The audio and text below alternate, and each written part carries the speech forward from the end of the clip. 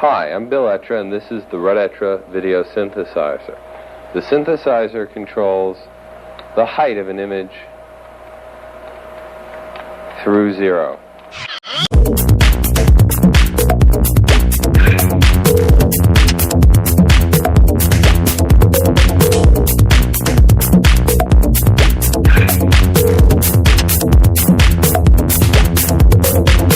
Was ist ein VJ? Ist es jemand, der Kunst anhand von bewegten Bildern produziert oder jemand, der über einen Videomischer verschiedene Videoquellen kombiniert?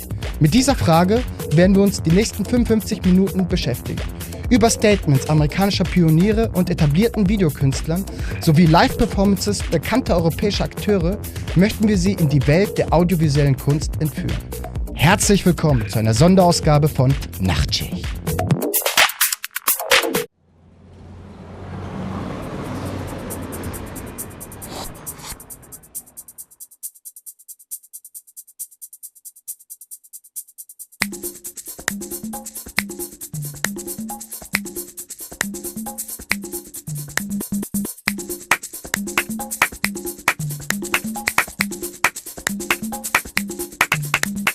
Feel the beat.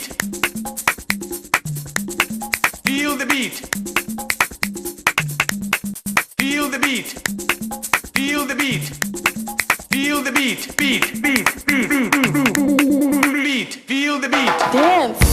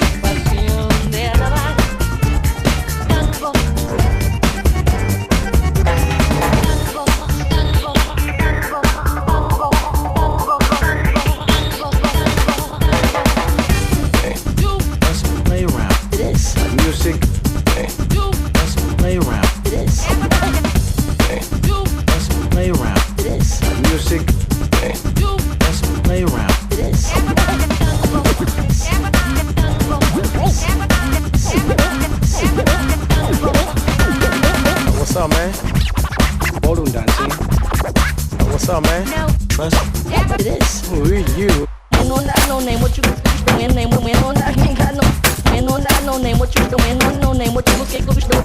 Man on that no name, what you doing? Name when on that ain't got no. Man on that no name, what you looking at is history in the making. Do what you do, what you do, do what you do, never do what you do, what you do.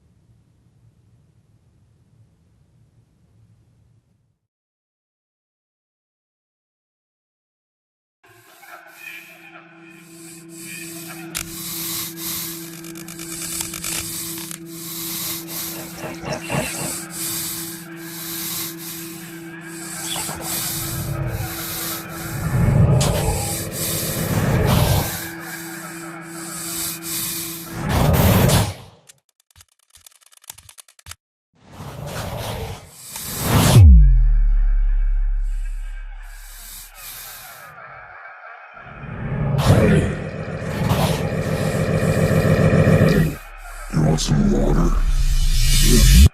Drink this.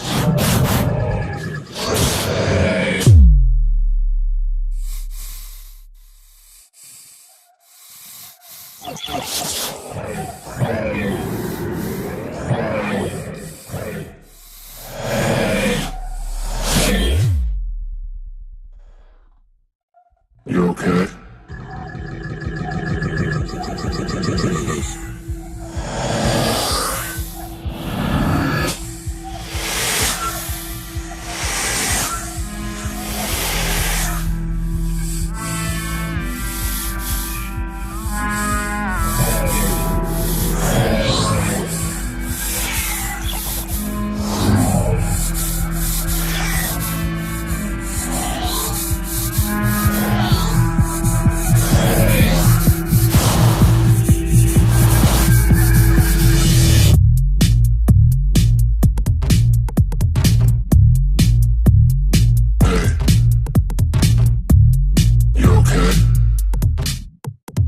I said, are you okay?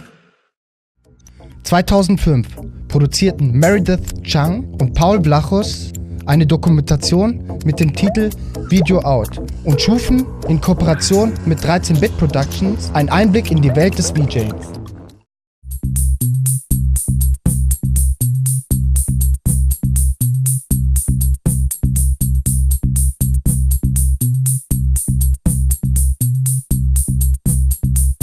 VJing has been around for a while. There are a couple of notables here. There's a team of people called Feedbuck Galore, Buck and Missy Galore, who were doing this stuff a decade ago in Tunnel and in Sound Factory and a couple of the old clubs. And what they basically did is they had a lot of decks, a lot of half-inch and U-matic decks, and a lot of cameras and mixing equipment, refugees from the broadcast world. And they were showing a lot of different video that way. I'm Missy Galore. This is Feedback. We're the Rogers and Hammerstein of video. Feedback Galore.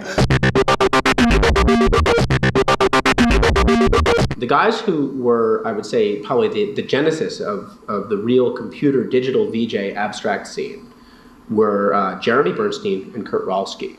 I was a VJ for about 15 minutes, and then I decided, you know what, this is not happening.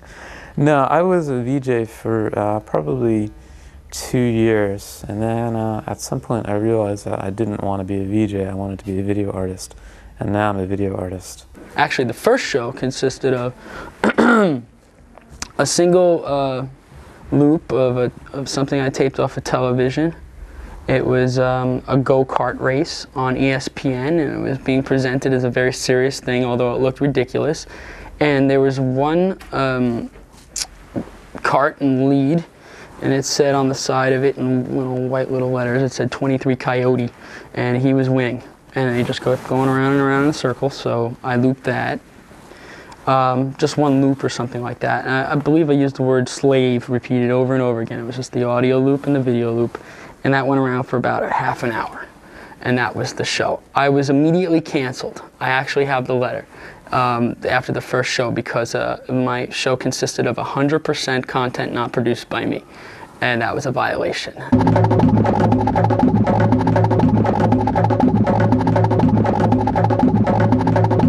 There's this whole VJ thing, which is very much a contemporary kind of phenomenon. But if you start tracing where the roots of that go, it goes so deep, you know, that it really is, yeah, there is this sort of surface of everything that's going on now, which is very digital, it's very like online, it's this whole kind of very fast-moving community. But if you start looking at the history of that and what it is and what it means, it takes you to all sorts of places. There was a crazy guy on Christopher Street, his name was Bob Goldstein, and Bob Goldstein had this vision, and the vision was that you'd go to his nightclub, he wasn't sure what it was, but it was his environment, and there would be mirrored balls spinning, and there would be lights flashing, and there would be multiple screens with slides on them, and they would play music, and the slides would speak to the music.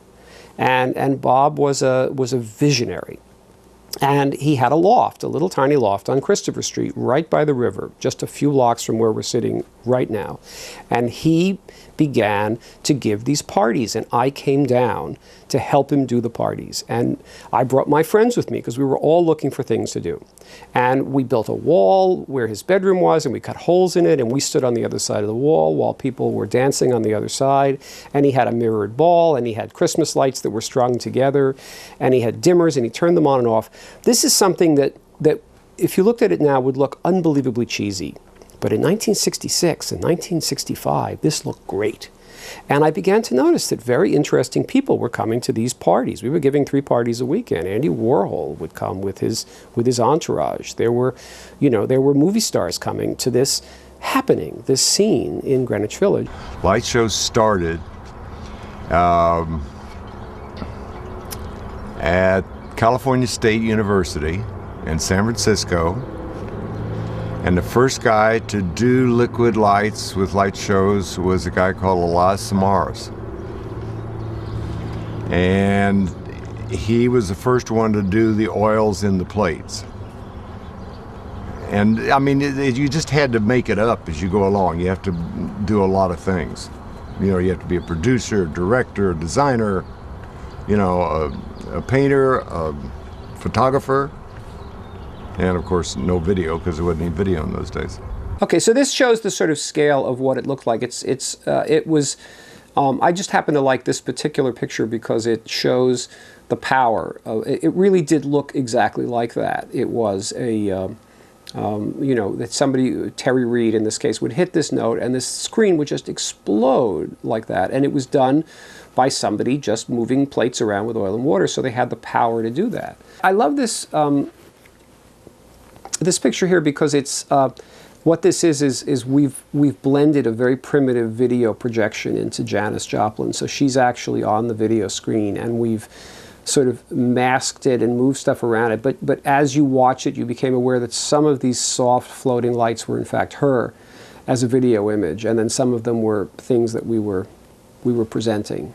These are the just common overhead projectors, and with oil and water in them. This is the very basic stuff. It got much bigger and grander, but this was where it began. And the reason we used overhead projectors was just because it was an open working surface.